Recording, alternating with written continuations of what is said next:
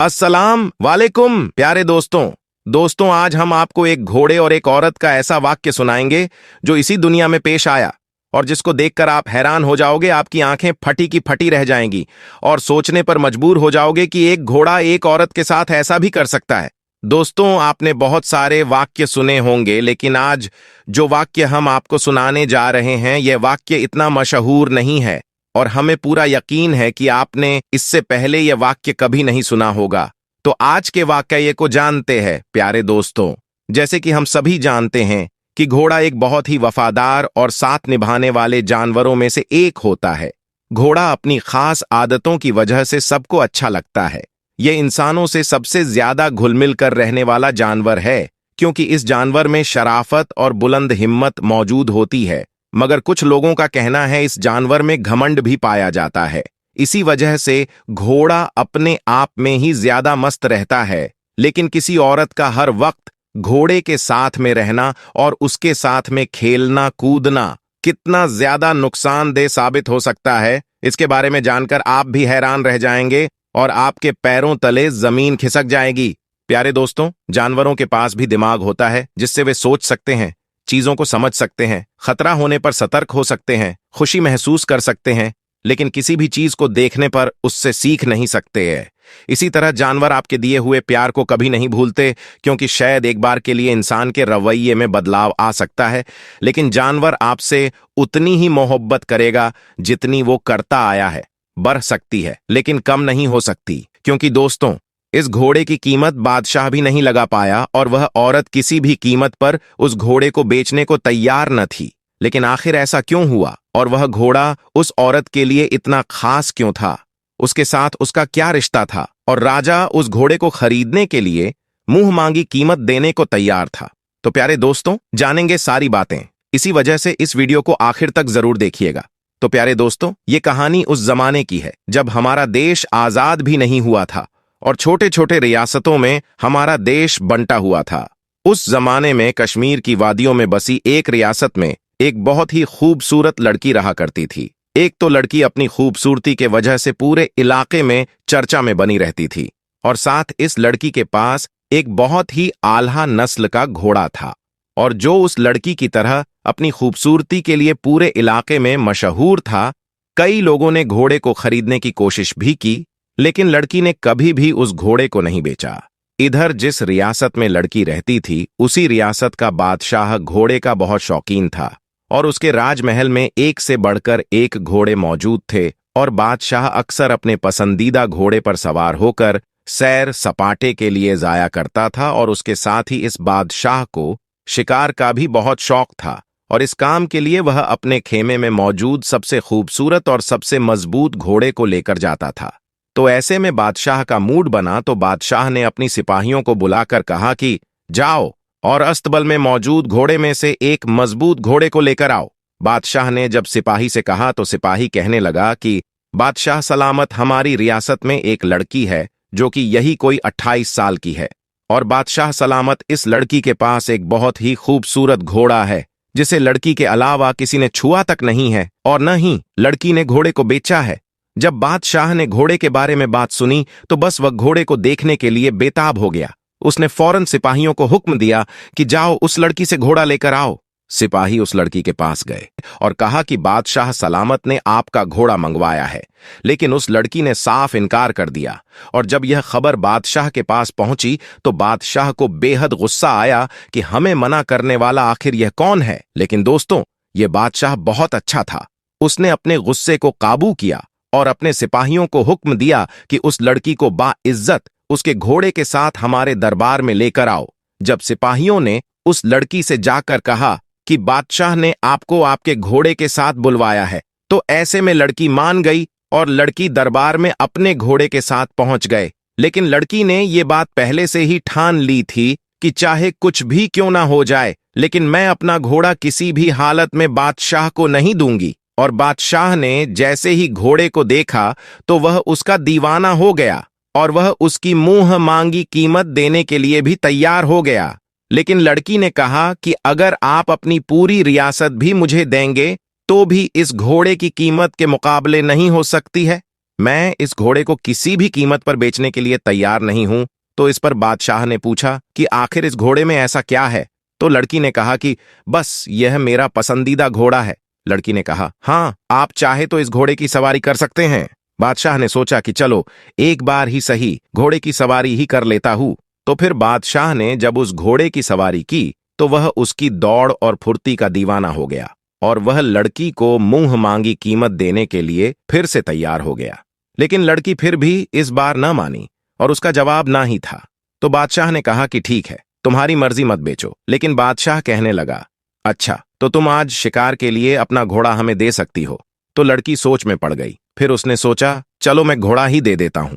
लेकिन लड़की ने कहा कि मेरी एक शर्त है, जब आप गांव में सही सलामत वापस आएंगे तो इस घोड़े को रियासत के शाही होने का हुक्म देंगे। लड़की की बात सुनकर बादशाह भी तैयार हो गया और अब वो उस घोड़े के ऊपर शिकार के लिए बिल्कुल तैयार था। बादशाह उस दिन बहुत ज्यादा खुश था।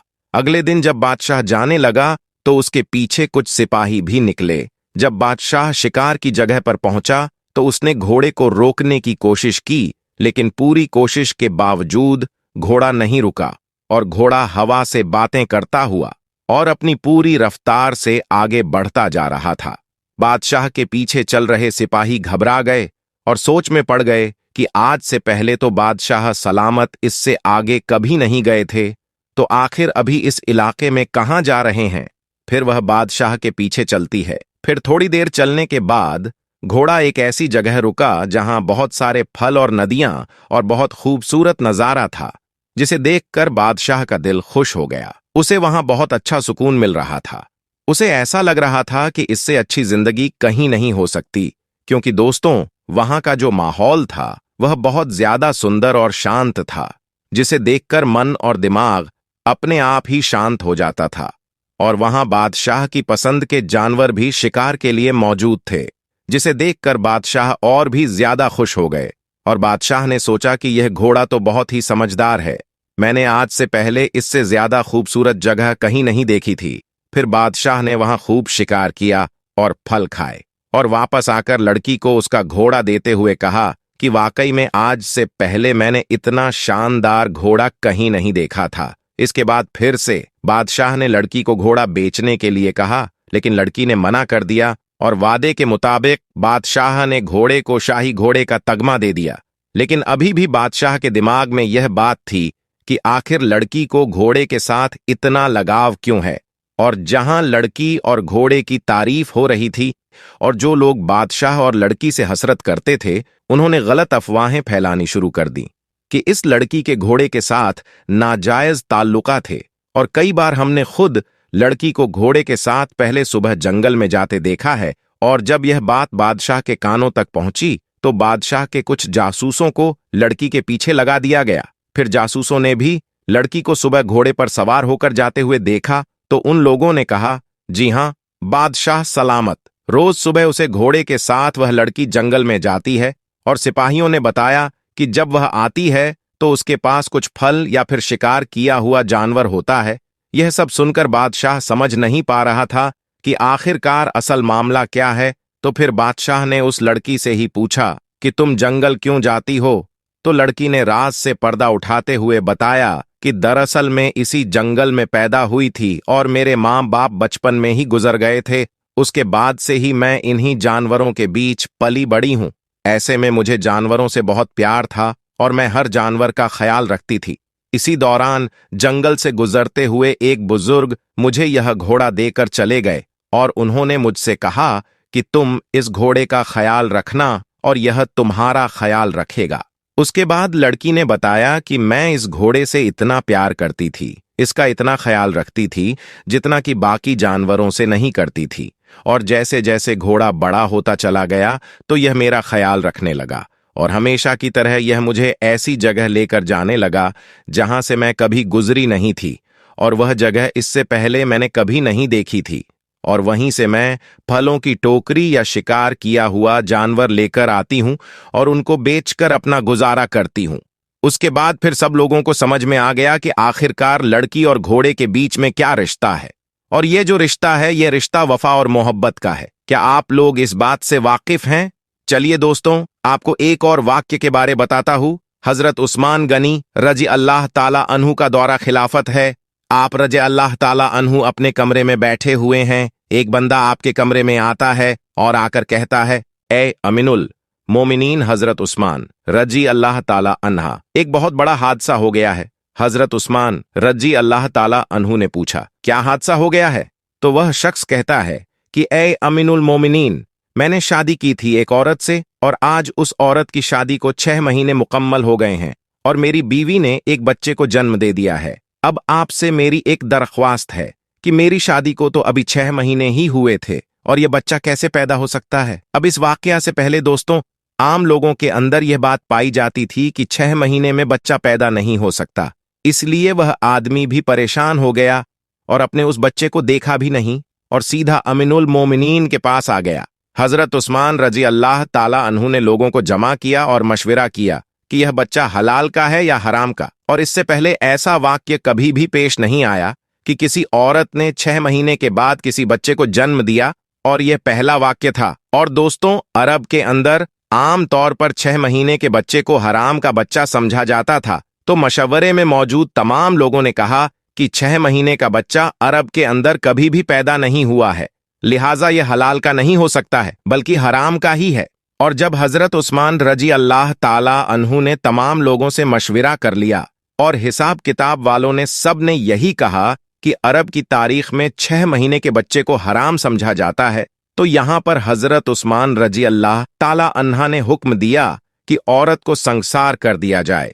हजरत उस्मान रजी अल्लाह ताला अन्हु ने हुक्म दिया कि औरत को खुले मैदान के अंदर जमीन में गाड़ कर रजन का अमल शुरू कर दिया जाए। अब जैसे ही आपने हुक्म दिया और आपने यह फैसला फरमाया तो यह खबर आसपास के इलाकों में फैल गई और चलते चलते यह खबर हजरत अली रजी अल्लाह ताला अन्हा के कानों में भी जा पहुंची। अब हजरत अली उस मैदान के बजाय जहां उस औरत को संहार किया जाना था वहां पर ना जाते हुए सीधा हजरत उस्मान रजी अल्लाह ताला अन्हा के पास जा पहुंचे और सलाम करने के बाद अमीनन मोलिनी से पूछा कि उस्मान, क्या आपने यह हुक्म दिया है कि उस औरत को रजन किया जाए जिसने 6 महीने का बच्चा पैदा किया है? तो हजरत उस्मान रजी अल्लाह ताला अन्हा ने फरमाया है, मैंने यह हुक्म दिया है क्योंकि उसने हराम का बच्चा जन्मा है और 6 महीने में बच्चा पैदा नहीं हो सकता, और मैंने यह फैसला तमाम लोगों के मशवरे से किया है और सभी ने यह मशवरा किया है कि 6 महीने का बच्चा हलाल का नहीं हो सकता। अब हजरत अली रजी अल्लाह ताला अन्हु ने इरशाद फरमाया और कहा कि ए अमीनुल मोमिनीन, आपने गलत फैसला किया है। हजरत उस्मान रजी अल्लाह ताला अन्हु ने फरमाया कि मैंने अपना हिसाब और किताब लगाया है कि 6 महीने का बच्चा हलाल का नहीं हो सकता है। तो यहां पर हजरत अली ने फरमाया कि उस्मान, 6 महीने का बच्चा तो कुरान से साबित है। अब हजरत उस्मान रजी अल्लाह ताला अन्हु ये सुनकर परेशान हो गए कि कुरान से कैसे साबित है। फिर हजरत उस्मान रजी अल्लाह हो ताला अन्हु ने कहा कि अच्छा, यह तो 2.5 साल बनते हैं, अब इसमें से 6 महीने का बच्चा कैसे निकलेगा? तो हजरत अली ने फरमाया कि दूसरी आयत पढ़ो। अल्लाह फरमाता है कि 2 साल दूध पिलाने के 30 महीनों में 2 साल निकालो, और जब आप 24 महीने निकालेंगे तो पीछे 6 महीने बचेंगे। तो हजरत उस्मान रजी अल्लाह ताला अन्हु फरमाने लगे कि ए अली, बात तो तुमने बिल्कुल ठीक कही है। हजरत अली रजी अल्लाह ताला अन्हु ने फरमाया, कयामत तक अगर किसी औरत का 6 महीने का बच्चा बिस्तर पर पैदा हुआ है तो उसे हलाल किया जाएगा, हराम नहीं, क्योंकि यह कुरान की आयत के मुताबिक है। और सारी दुनिया झूठी हो सकती है लेकिन कुरान पाक की बात कभी झूठी नहीं हो सकती। हजरत उस्मान रजी अल्लाह ताला अन्हु रोने लगे और आपकी चीख निकल गई और आप अपने आप से फरमाने लगे, कल कयामत के दिन अल्लाह को तू क्या जवाब देगा? और आपने सिपाहियों से फरमाया कि जल्दी जाइए, उस औरत को बचाइए। हजरत अली रजी अल्लाह ताला अन्हा भी वहां से निकले और वह सिपाही भी निकले। अल्लाह का करम है, ऐसा हुआ कि उस औरत को जमीन में गाड़ दिया गया और उसका सिर्फ चेहरा ही बाहर था, और उसकी बहन उसे आखिरी मुलाकात करने आई हुई है और जा रोकता रो रही है और उससे बातें कर रही है। अब सिपाही भी वहां पर पहुंच गए, हजरत अली भी वहां पहुंच गए। उस वक्त वहां पहुंचते ही हजरत उस्मान रजी अल्लाह ताला अन्हु ने उस रजन को रोकने का हुक्म दे दिया। उस वक्त उस जमीन में गड़ी हुई औरत ने अपनी बहन से एक बात कही है कि ऐ मेरी बहन, मत रो और न यह गम कर, और कहने लगी कि उस्मान रजी अल्लाह ताला अन्हु के हुक्म से मुझे रजन तो किया जा रहा है, लेकिन मैं अल्लाह की कसम खाकर कहती हूं कि जिन्ना तो बहुत दूर की बात है। खुदा की कसम मुझे किसी गैर महरूम ने छुआ तक नहीं है। और उस औरत को उसी वक्त जमीन से बाहर निकाला गया और हजरत उस्मान रजी अल्लाह ताला अन्हु ने उस औरत को अपने पास बुलाया और उसके बेटे को पेश किया गया। रिवायत के अंदर ही यह अल्फाज मौजूद है कि जिस तरह परिंदों में दो अंडे मिला दिए जाएं तो पता ही नहीं चलता कि कौन सा अंडा किसका है, दोनों में क्या फर्क है। इसी तरह उस बच्चे की शक्ल और सूरत बिल्कुल उसके वालिद के ऊपर थी और वालिद ने उसको अभी तक नहीं देखा था। वालिद ने जब देखा और कहा कि अल्लाह की कसम ये तो मेरा ही बेटा है। तो उम्मीद करते हैं अगर आपको आज की हमारी वीडियो पसंद आई हो तो इस वीडियो को लाइक जरूर करें और चैनल को सब्सक्राइब करके और साथ लगे बेल आइकॉन को प्रेस कर दें ताकि हम हमारे चैनल पर जो भी वीडियोस अपलोड करते हैं उसकी नोटिफिकेशन आपको मिलती रहे। अल्लाह हाफिज।